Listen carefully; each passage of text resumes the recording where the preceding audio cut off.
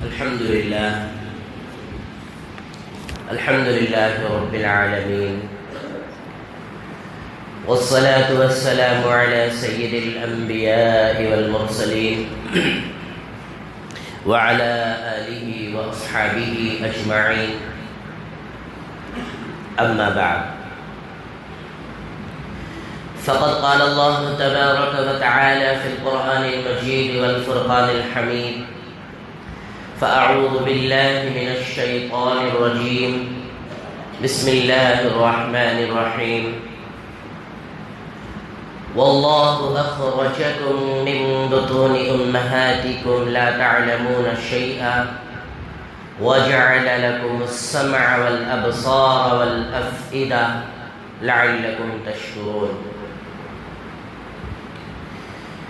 وقال رسول الله صلى الله عليه وسلم: ألا كلكم راع وكلكم مسؤول عن رعيته، والرجل راع على أهل بيته ومسؤول عن رعيته، والمرأة راعية على بيت زوجها وولده وهي مسؤولة عنهم، أو كما قال عليه الصلاة والسلام.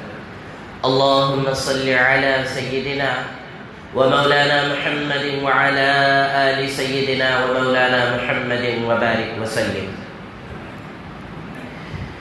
میرے محترم بزرگوں اور قابل احترام عزیز دینی بھائیوں،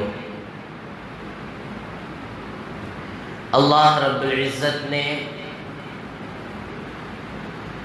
انسانوں کے ساتھ بے پناہ کرم اور یہ احسان فرمایا کہ اللہ رب العزت نے ہم سب کو امت محمدی علیہ السلام میں پیدا فرمایا. چونکہ یہ آخری امت ہے، اس لیے کہ آخری نبی جناب محمد رسول اللہ صلی اللہ علیہ وسلم نے اس دنیا میں آ کر یہ اعلان فرمایا کہ میں ہی آخری نبی ہوں، اب میرے بعد کوئی نبی آنے والا نہیں تا قیامت. تو اس بات سے معلوم ہوتا ہے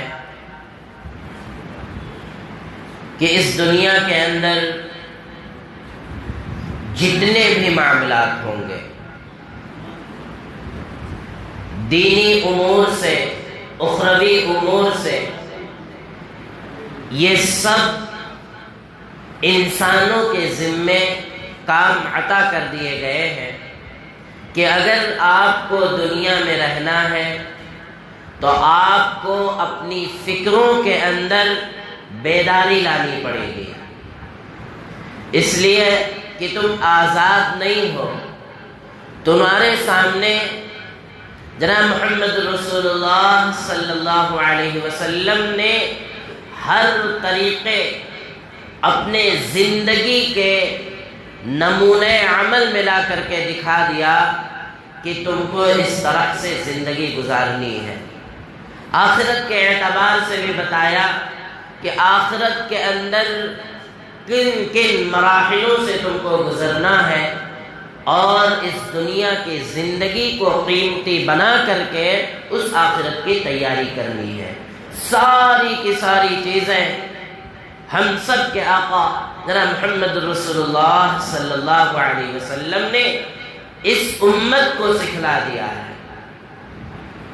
تو گویا کہ اب ہم سب کے لیے یہ بہت بڑی ذمہ داری کا معاملہ ہے کہ ہم اپنے آپ کو سمجھیں اور یہ بات بھی سمجھیں کہ ہم سب آخری امت ہے، اور دین چونکہ قیامت تک چلنے والا ہے، اور دین انسانوں کے ذریعے سے پھیلنا ہے اور انسانوں تک پہنچانا ہے، تو اس کے لیے ہر طریقے کی محنتیں، کوششیں اور جو ذرائع دین کے پہنچانے کے ہیں ان سب کے استعمال کا ذمہ دار صرف اور صرف انسان ہے. ہم نے قرآن مقدس کی آیت پڑھی واللہ اخرجکم من بطون امہاتکم لا تعلمون شیئا، کہ اللہ تعالیٰ نے ہم سب کو، تمام انسان کو ماں کے پیٹ سے پیدا فرمایا، اور جس وقت انسان پیدا ہوا لا تعلمون شیئا، کوئی چیز نہیں جانتا تھا،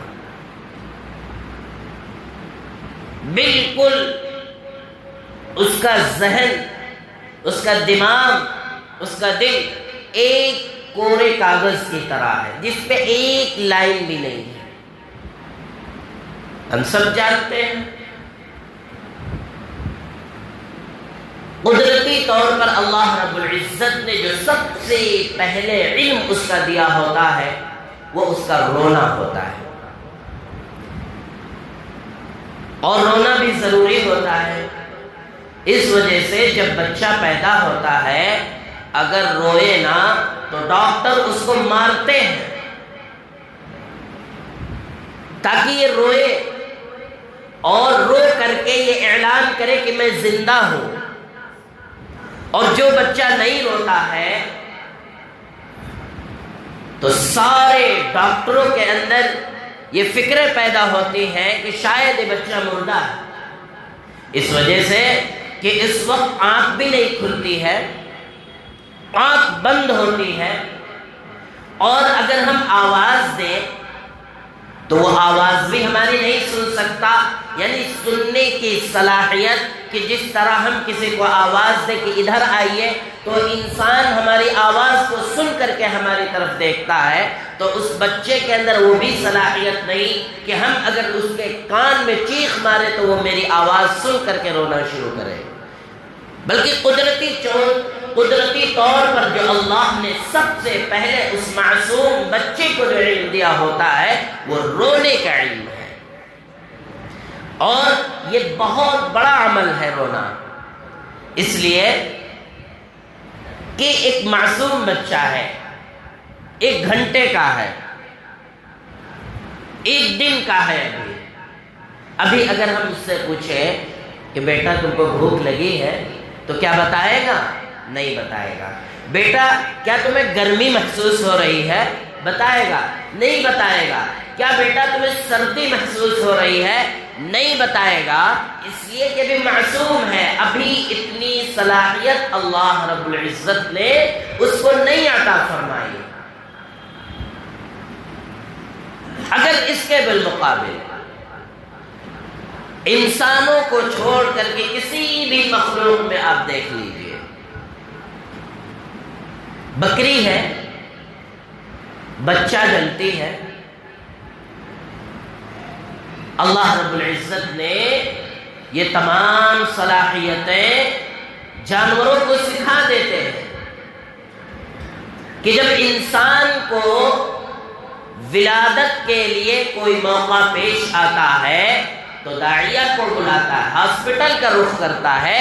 کیا کبھی کسی نے بکری کے بچہ جنتے وقت کسی داعیہ کی ضرورت پڑتی ہے، کسی ہاسپٹل میں لے جانے کی ضرورت پڑتی ہے؟ نہیں، بلکہ اللہ نے وہ صلاحیت اس بکری کے اندر عطا کر رکھے ہوتی ہے کہ ایسے موقع پر اس کو کیا کرنا ہے۔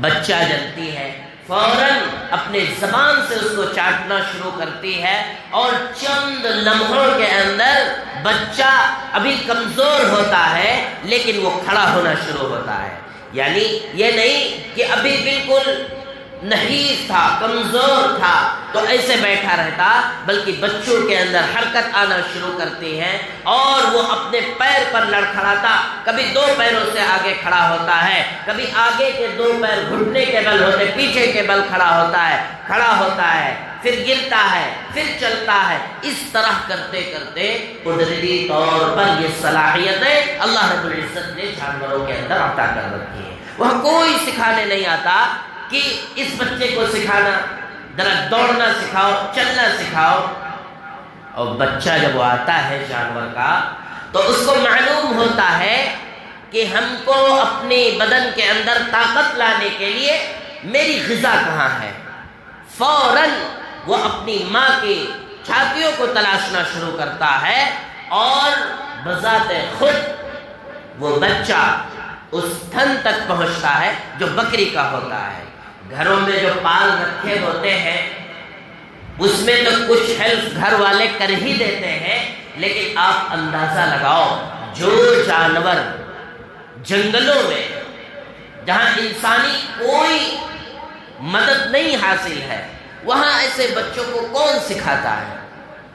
تو گویا کہ یہ اللہ کا ایک نظام ہے کہ انسانوں سے ہٹ کر جتنی بھی مخلوقات ہیں ان سب کے اندر اللہ رب العزت نے قدرتی صلاحیت عطا فرمائی ہے ان کے اپنے زندگی کے کہ کس طرح سے ہم کو اپنے ماں کا دودھ پینا ہے، پھر کس ٹائم تک دودھ پینا ہے، پھر اس کے بعد ہم کو گھاس کھانی شروع کر دینی ہے۔ یہ صلاحیتیں اللہ رب العزت نے جانوروں کے اندر یعنی انسانی جو نسل ہے اس کو چھوڑ کر تمام چیزوں میں اللہ رب العزت نے ودیعت کی ہوئی ہے۔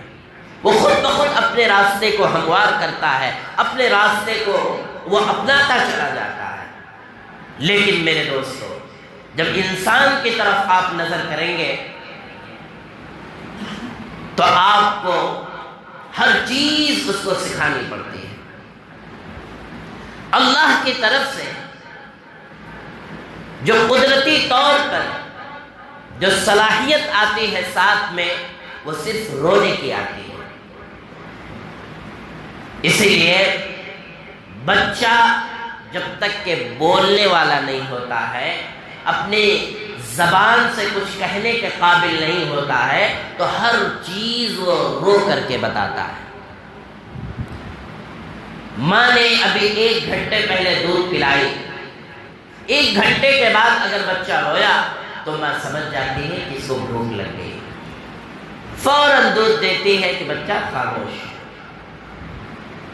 اگر اس کو دھوپ میں بیٹھا دیا جائے، اس کو گرمی کا احساس ہوا، بچہ روئے گا، ماں سمجھے گی دھوپ کی گرمی سے بچہ رو رہا ہے۔ اسی طرح سردی محسوس ہوئی تو بچہ روئے گا۔ ہر فعل و عمل وہ اپنا رو کر کے یہ پیغام دیتا ہے کہ میں اس پریشانی میں مبتلا ہوں۔ تو یہ اللہ کی طرف سے جو علم ہوتا ہے یہ کئی سال تک اس کو اثر رکھتا ہے۔ اب یہ ماں اور باپ کی ذمہ داری ہوتی ہے کہ وہ اپنے عقل کا استعمال کر کے اپنے بچے کی خوشی میں، پریشانی میں ہر چیز کو سمجھنے کی وہ صلاحیت رکھتے ہیں۔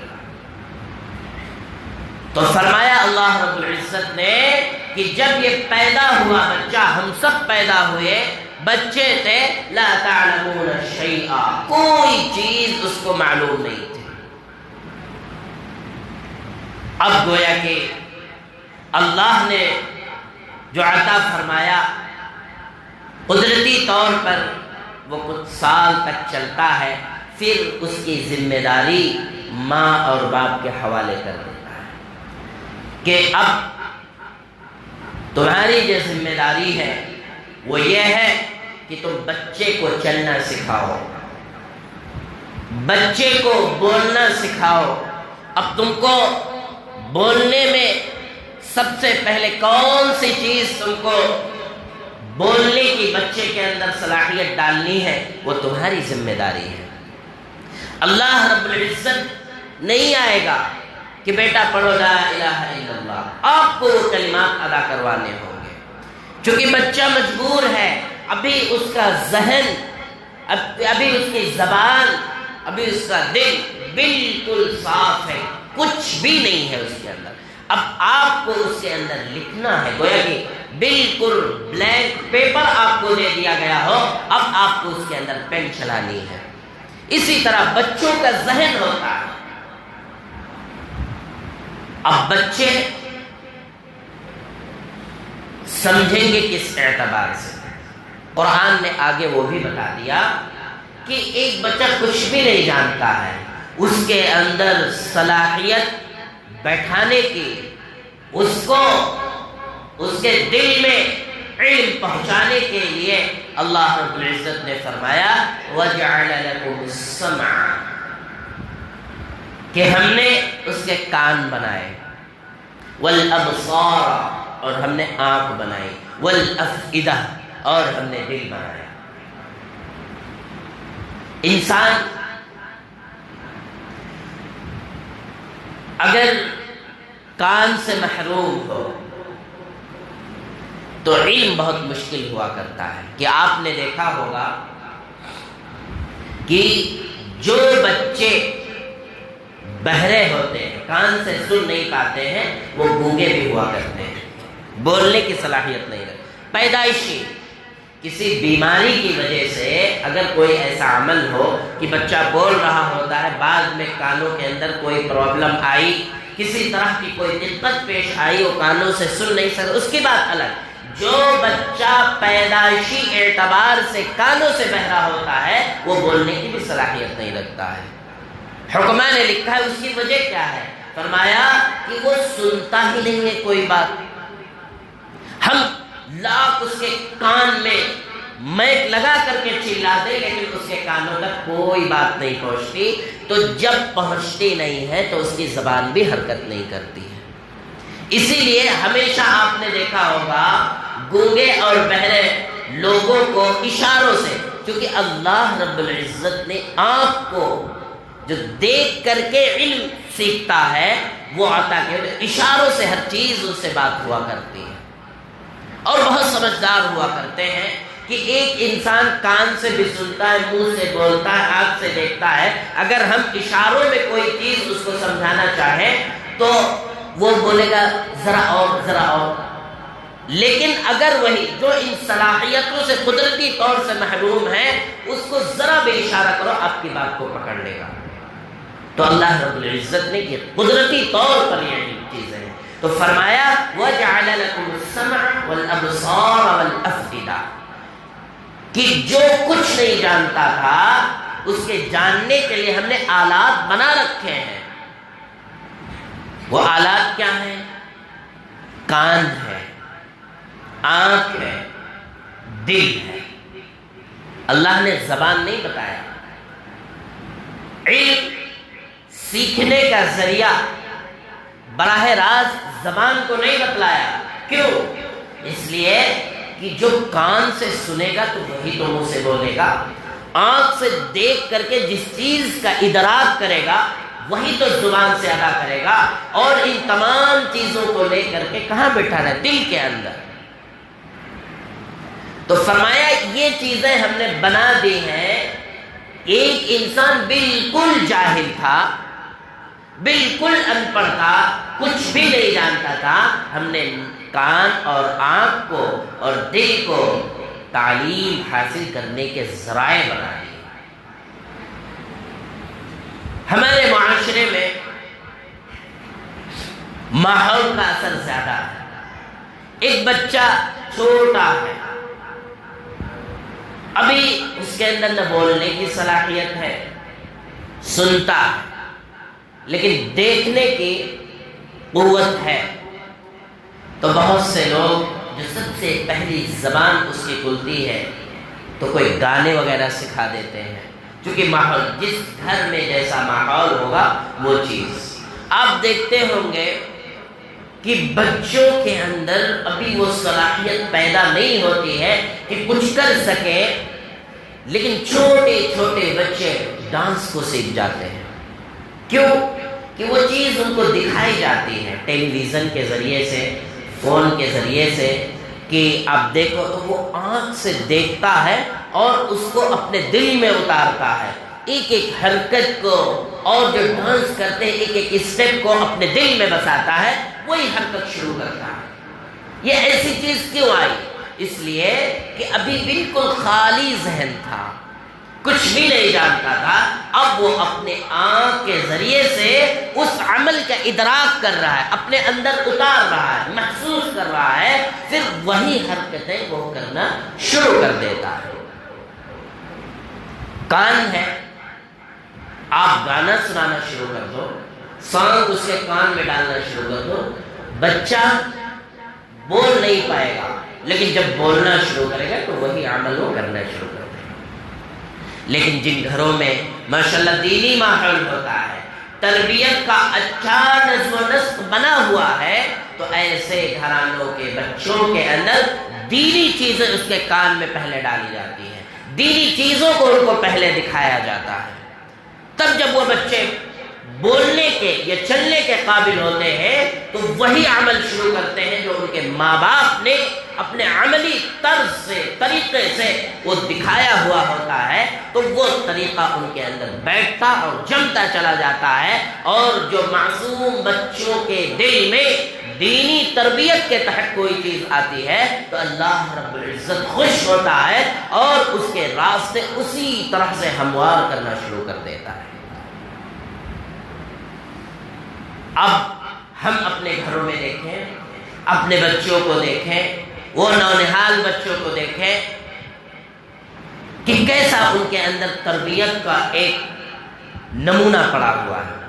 آپ دیکھتے ہوں گے کچھ بچے ایسے ہوتے ہیں کہ خوب گالیاں بکتے ہیں، زبانوں پر ایسی گالیاں ہوتی ہیں، نئی نئی گالیاں کبھی انسان نے سنی نہ ہو، ایسی فحش غلیظ گالیاں کہاں سے سیکھی؟ جب میاں بیوی میں لڑائی ہوتی ہے، وہ شراب پی کے آتے ہیں، سب کو ایک طرف سے جب لتاڑنا شروع کرتے ہیں تو ایک معصوم بچہ دیکھتا رہتا ہے کہ کتنے پیارے الفاظ میرے ابا جی کی زبان سے نکل رہے ہوتے ہیں، اس کو اپناتا ہے اور اپنا کر کے اس کو ادا کرنے کی کوشش کرتا ہے۔ اور لوگ یہ بھی دیکھنے میں آیا ہے، سننے میں نہیں، دیکھنے میں آیا ہے کہ جب بچہ کچھ بولنے کے قابل ہوتا ہے اور صحیح الفاظ اپنی زبان سے نہیں ادا کر پاتا ہے، لوگ بولتے ہیں بیٹا اس کو گالی دے، اس کو گالی دے، اس کو غلیظ بک، تو بچے کی زبان صاف نہیں چلتی ہے تو ویسے اس کی جو اداگی ہو کر کے وہ ایسی ایکٹنگ کر کے بتاتا ہے، زبان صاف بھی نہیں ہوتی ہے لیکن وہ ایکٹنگ بتاتی ہے کہ میرا باپ ایسے گالی دیتا ہے، میں بھی فلاں کو ایسے گالی دیتا۔ آپ اندازہ لگاؤ ایسے ماں باپ سے جو اپنے نونہال بچوں کو اس طرح بربادی کے دہانے پہ پہنچا رہے ہیں، وہ اولاد آگے چل کے کون سا کمال کرے گی؟ یہی ہوگا کہ ان کو ایسے مقام پر پہنچاؤ جہاں گالیوں کا مقابلہ ہو رہا ہو کہ کون بہترین گالیاں دے رہا ہو، وہاں تو وہ مقابلہ کر سکتا ہے، لیکن جہاں بات یہ آئے گی کہ بیٹا قرآن مقدس اپنی زبان سے پڑھو تو وہاں بچہ فیل ہو جائے گا۔ یہ کیوں ایسی حالت؟ یہ ماں باپ کے اثرات کا نتیجہ تھا کہ جو بچے نے اپنے اندر اس کو اتارا اور اتار کر کے جب کچھ کرنے کے قابل ہوا تو وہی عمل کرنا شروع کر دیا۔ ہمارے محلے میں بھی ایسے نوجوان بچے ہیں جنہوں نے ابھی قرآن نہیں پڑھا، قرآن ایک مرتبہ مکمل بھی نہیں کیا۔ ان سے پوچھو کہ بھائی کیا، تو بولے حضرت نورانی قاعدہ پڑھ کے یا قاعدہ پڑھ کے میں نے چھوڑ دیا تھا قرآن۔ اللہ اکبر! ایسے ماں باپ کی کتنی بڑی پکڑ ہو جائے گی، ہم اور آپ اندازہ کر سکتے ہیں دینی تعلیم ہمارے لیے کتنی ضروری ہے کہ اس کا ہم اندازہ نہیں لگا سکتے، اس لیے کہ جب ہم دین سے دور رہیں گے تو ہم کو اندازہ بھی نہیں ہوگا، ہم سوچیں گے جو دنیاوی زندگی ہے بس وہی ہے، اس کے بعد مرنے کے بعد کی چیز تب دیکھیں گے، لیکن ابھی کیا ہے، پیسے کما لو، بچہ بڑا ہو کام سکھا دو اور دین سے دور کر دو۔ وہی بچے جب ان کو دوست برے مل جاتے ہیں تو تمام غلط راستے اپنا لیتے ہیں۔ یا بھی ایسا ہوتا ہے کہ مدرسے میں بھیج کر کے بچوں کو کیا ملے گا؟ میرے دوستو ایسا نہیں، آپ کا بچہ اگر قرآن مقدس سیکھ گیا، مسجدوں کا آنا جانا اگر اس کو لگ گیا تو اللہ رب العزت ایسے معصوم بچوں کے دل میں مسجد کی محبت ڈال دیتے ہیں۔ اسی لیے جو خاص طور سے مکاتب کا سلسلہ شروع کیا گیا ہے، عام استعمال مسجد کا جائز نہیں کہ مثلا کوئی فنکشن کرنا ہو، کسی شادی کرنی ہو، آؤ مسجد میں کر لو۔ مسجد اس لیے نہیں ہے، کوئی دیگر فنکشن کرنا ہو دنیاوی، کوئی نہیں، لیکن دینی تعلیم کو مسجد کے اندر ہمارے بزرگوں نے اس لیے رکھا ہے کہ جب ایک بچہ ابھی چھوٹا ہے، ہم اس کو مسجد میں لاتے ہیں، وہ صرف کھیلتا کودتا لڑائی یا جھگڑا تھا، لیکن جب وہ اس میں آتا ہے تو اس کو مسجد کے آداب سکھائے جائیں گے، مسجد میں داخل ہونے کی دعائیں سکھائی جائیں گے، نکلنے کی دعائیں سکھائی جائیں گے۔ اگر پڑھائی کے وقت مدرسے کے اندر شرارت کرتا ہے تو اس کو احساس دلائیں مسجد ہے بیٹا، اللہ کا گھر ہے، تم پڑھنے کے لیے آئے ہو، کھیلنے کے لیے نہیں آئے ہو۔ اللہ رب العزت ناراض ہوگا اس بات سے۔ بچوں کے اندر ڈر ہوتا ہے، جیسے وہ سمجھدار ہوتے ہیں ویسے ان کے اندر اللہ کے گھر کا ادب آنا شروع ہوتا ہے۔ ہمارے یہ نوجوان لوگ ہیں جن کی عمر 50 کے برس ہیں، کوئی بتائے میں مسجد میں آیا ہوں پڑھنے کے لیے، کیوں نہیں آئے؟ آپ مسجد میں 5 وقت کیوں نہیں آتے ہیں؟ وجہ اس کی بڑی ہے کہ آپ کے دور میں مساجد کے اندر مکاتب بہت کم ہوا کرتے تھے، اس وجہ سے آپ کو نہ مسجد کا احترام ہے نہ اس کا، اگر کوئی مسئلہ ہو تو آپ یہی گالیاں شروع کر دیں گے، لڑائی کا کوئی مسئلہ ہے آپ اچھی اچھی گالیاں یہاں شروع کر دیں گے۔ کیوں؟ آپ کے اندر احترام ہی نہیں ہے کہ مسجد اللہ کا گھر ہے، اس گھر میں کیا ہونا چاہیے۔ کیوں آپ نے صرف اللہ نے توفیق دی تو 5 وقت حاضر ہو گئے، نہیں تو جمعہ میں اپنے ایمان کا ثبوت دینے آ جاتے ہیں، یہی کیا کرنا ہے۔ الحمدللہ ہو سکتا ہے آپ آئیں جمعہ کے اندر اللہ سے دعا کریں، 5 وقتی اللہ نمازی بنا دے گا۔ اللہ کے خزانے میں کوئی چیز کی کمی نہیں، صرف مانگو تو صحیح، لیکن جب مانگیں گے نہیں، ہم سوچیں گے کہ اللہ سے کہیں مانگ نہ لیں جمعہ کے دن، اور اللہ قبولیت کی گھڑی ہے، کہیں قبول کر لے تو اپنے کاروبار کو چھوڑ کر کے کہیں ظہر کی اذان سنی آنا پڑ جائے، عصر کی سنی، مغرب کی، عشاء کی، اس ڈر سے لوگ دعائیں نہیں مانگتے ہیں۔ یہ ایمان کی کمزوری کی علامت ہے۔ ہمارے اندر مسجدوں کا احترام اس لیے نہیں ہے کہ ہم نے مسجد میں صرف نماز پڑھی، سنت بھی نہیں پڑھی، بھاگ کے چلے گئے۔ اگر ہم بچپن میں وہی اگر فعل کر رہے ہوتے تو مسجد کے احترام الحمدللہ ہمارے سینوں میں موجود ہے۔ آج مدارس میں جو 1 گھنٹے کے صبح 1 شام کو جو ہوتا ہے، بڑے لوگوں سے زیادہ علم ان بچوں کے اندر ہے۔ اگر پوچھ لیا جائے کہ اللہ کے رسول علیہ السلام کے فرزند کتنے تھے، بیٹیاں کتنے تھے، تو میں دعوے سے کہہ سکتا ہوں کہ اس بھری مسجد میں شاید 2-4 لوگ بتا سکیں کہ آپ علیہ السلام کی اتنی بیٹیاں تھیں، اتنے سے اولاد ہیں، اتنے فلاں وقت انتقال ہوئی، اتنے وقت، اور آپ کے بیٹے کتنے تھے نہیں بتا پائے۔ دعویٰ کر رہا ہوں، کیوں؟ آپ نے پڑھا ہی نہیں، کبھی غور نہیں کیا۔ اور اگر وہی جو فلموں سے تعلق رکھنے والے ہیں، جو دلچسپی رکھتے ہیں دیکھنے کی، اگر اس سے پوچھ لیا جائے ایکٹر، تو ایکٹر کی 7 نسلیں بتا کر کے سامنے رکھ دیں گے۔ وجہ کیا ہے؟ وجہ یہ ہے کہ ہم نے جس چیز میں دلچسپی رکھی وہ چیز ان کے علم میں ہے۔ وہی ایک معصوم بچہ 7-8 برس کا بچہ ہوتا ہے، اگر اس سے یہ تفصیلات معلوم کرو وہ بتائے گا آپ کو۔ کیوں؟ اس لیے کہ اس نے پڑھا ہے، لیکن چونکہ پڑھا ہے، تعلیم تو دی گئی، لیکن عملی چیز جو ہے وہ گھروں کے اندر موجود نہیں ہے، اس لیے اس کے اثرات ظاہر نہیں ہو رہے۔ یہ ہمارے قوم کے لیے سب سے بڑے رونے کی بات ہے کہ آج ایسا کر دیا گیا اپنے بچوں کو کہ دینی تعلیم کی کوئی اہمیت نہیں دی۔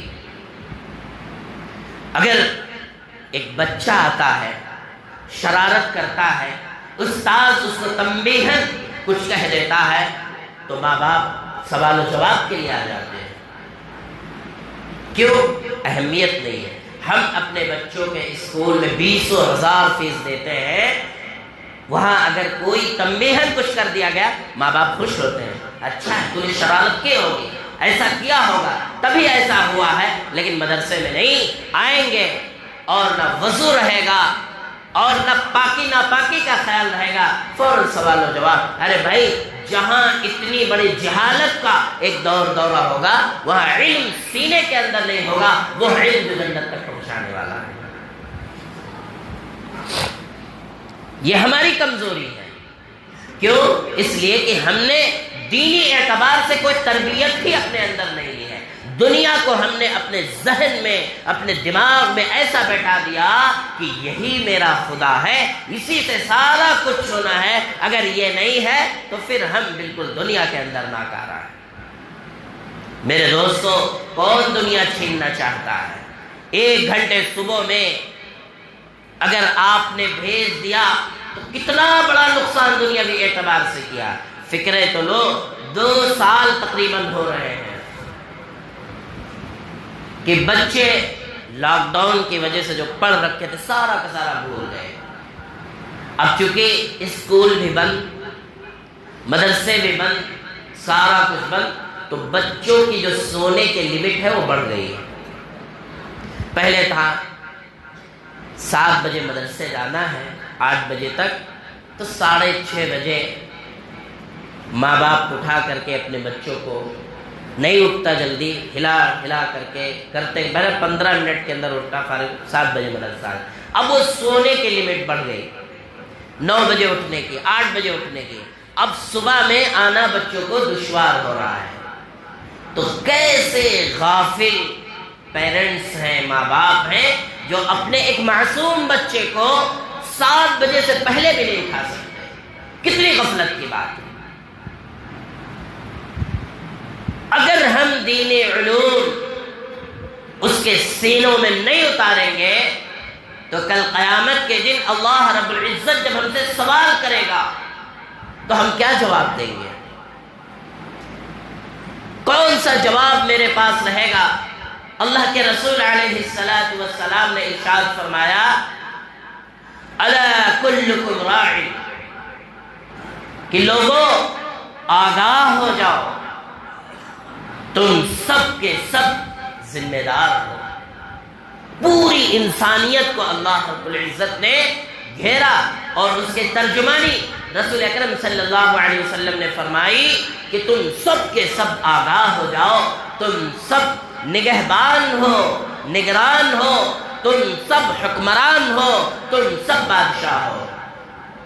مودی والی بادشاہت نہیں، میں بادشاہت اس کی کہہ رہا ہوں کہ ہر انسان کی پکڑ کسی نہ کسی کے اوپر ہوتی ہے. مثلا شوہر ہے تو وہ کس کا حاکم ہے؟ اپنی بیوی کا. ماں باپ ہیں، کس کے حاکم ہیں؟ اپنے معصوم بچوں کے اولاد. اسی طرح ایک مینیجر ہے، کس کا مالک ہے؟ اس کے انڈر میں جتنے کام کرنے والے لوگ ہیں، کوئی ایسا نہیں ہے جو کسی نہ کسی کا مالک نہ ہو. آپ اندازہ سوچو کہ کوئی ایسا بھی ہے جو آزاد ہے؟ نہیں، ہر ایک کے اوپر کوئی نہ کوئی ایک حاکم ہے. اسی بات کو لے کر رسول اکرم صلی اللہ علیہ وسلم نے ارشاد فرمایا، الا کلکم راع، کہ آگاہ ہو جاؤ لوگوں، تم میں سے ہر شخص نگراں ہے، حاکم ہے. وَكُلُّكُمْ مَسْئُولٌ عَنْ رَعِيَّتِهِ، اور کل قیامت کے دن ہر شخص کے اس کی جو رعایا ہے، یعنی وہ جس کا حاکم تھا، کل قیامت کے دن اس سے پوچھا جائے گا. کس چیز کی اللہ رب العزت اس کو جانچ اور پڑتال فرمائیں گے؟ کس چیز کے بارے میں پوچھیں گے؟ اگر وہ باپ ہے تو اولاد کے بارے میں سوال ہوگا، ماں ہے اس کے بچوں کے بارے میں سوال ہوگی. اگر کوئی بھی ذمہ دار ہے کسی شخص کا، ایک ہی فرد، اس کے بارے میں. کوئی بادشاہ وقت ہے، اس کی رعایا کے بارے میں اس سے سوال ہوگا. اگر اس کی رعایا اس کی بادشاہت میں پریشان تھی، بھوکوں مر رہی تھی، یا دیگر گناہوں میں مبتلا ہوگی، تو کل قیامت کے دن جب سارے بادشاہوں کا بادشاہ ہوگا تو ان بادشاہوں کو قطار میں کھڑا کرے گا اور ایک ایک چیز کا حساب لے گا کہ تو چاہتا تو اس چیز کو دور کر سکتا تھا، لیکن تو نے اس بات پہ توجہ نہیں دی. اس کو جواب دینا پڑے گا. اگر اس کا جواب صحیح رہا تو نور علی نور، ورنہ فرشتوں کو حکم ہوگا، دنیا میں اس کو میں نے طاقت و قوت دی تھی، خوب اکڑ رہا تھا، منہ کے بل گھسیٹ کر کے اس کو جہنم میں پھینک دو. ہوگا بادشاہ کہیں کا ہوگا.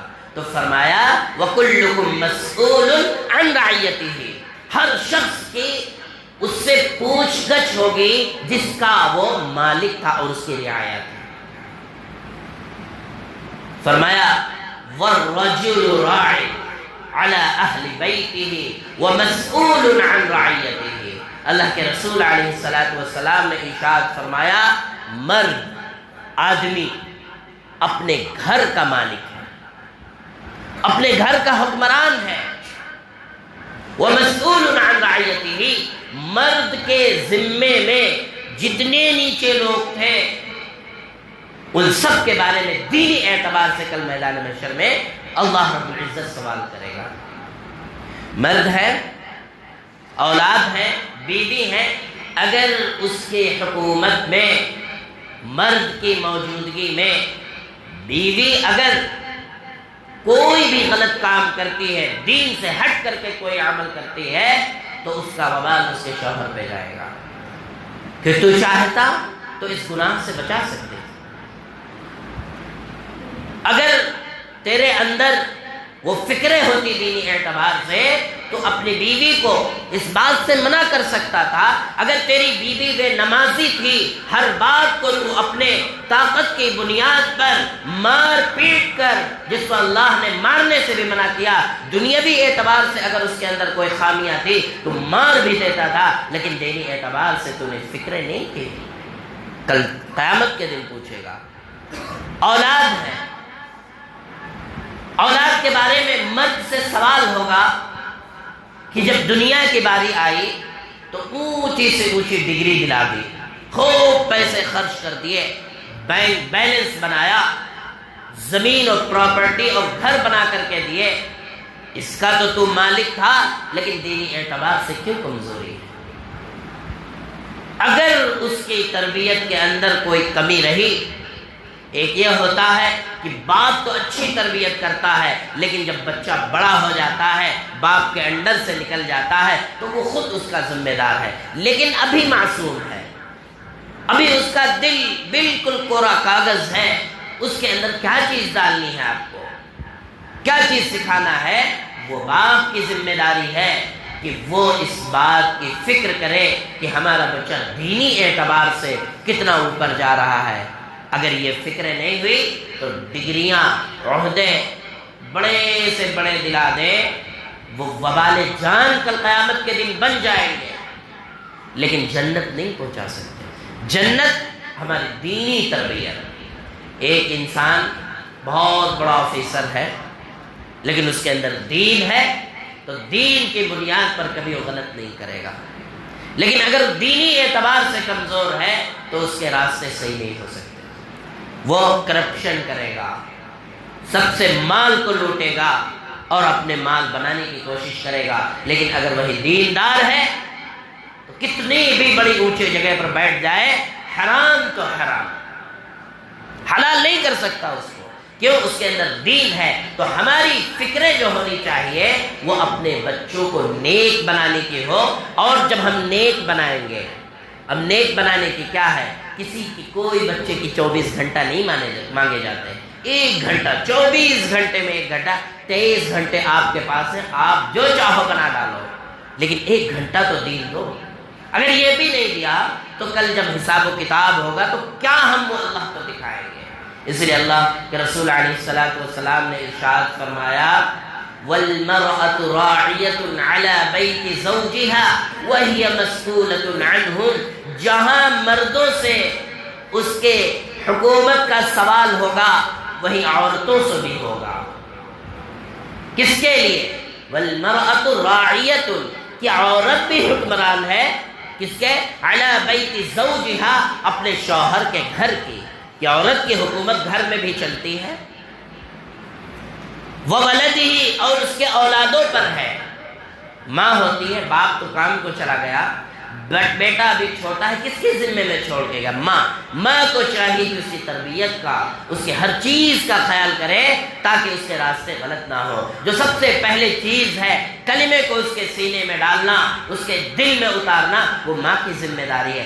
ماں اس کی بھی فکر کرے. اور جب ان فکروں کے ساتھ بچے آگے بڑھیں گے تو ہمارے لیے دین کا راستہ آسان ہو جائے گا. ایک بچہ ہے 10 سال کا ہو گیا، 12 سال کا ہو گیا، 15 سال کا ہو گیا، اس نے دین نہیں سیکھا، کلمہ نہیں سیکھا، اب اگر ہم اس کو نئے سرے سے سکھائیں گے تو اس کو تعجب ہے کیا چیز مجھے سکھائی جاتی ہے، یہ کون سی چیز میرے ذہن میں ڈالی جاتی ہے، اس کو اکتاہٹ محسوس ہوگی اور ان چیزوں سے دور بھاگنا کہ بھائی اس میں تو بڑی پابندیاں ہیں، اس میں تو 5 ٹائم مسجد میں آنے کے لیے کہا جاتا ہے، میرے ماں باپ نے کبھی یہ سکھایا ہی نہیں، تو وہ چیز بھاری لگنے لگیں گی۔ جب آپ بچوں کو شروع سے سکھاتے رہیں گے تو یہ چیز ان کے لیے آسان ہوگی کہ جب بچہ سمجھدار ہوگا تو پھر باپ کو سمجھانے کی ضرورت نہیں، ماں کو سمجھانے کی ضرورت نہیں، اس لیے کہ وہ آلریڈی اس بات کا ماہر ہو چکا ہے کہ دین اس کے اندر جمع ہوا ہے۔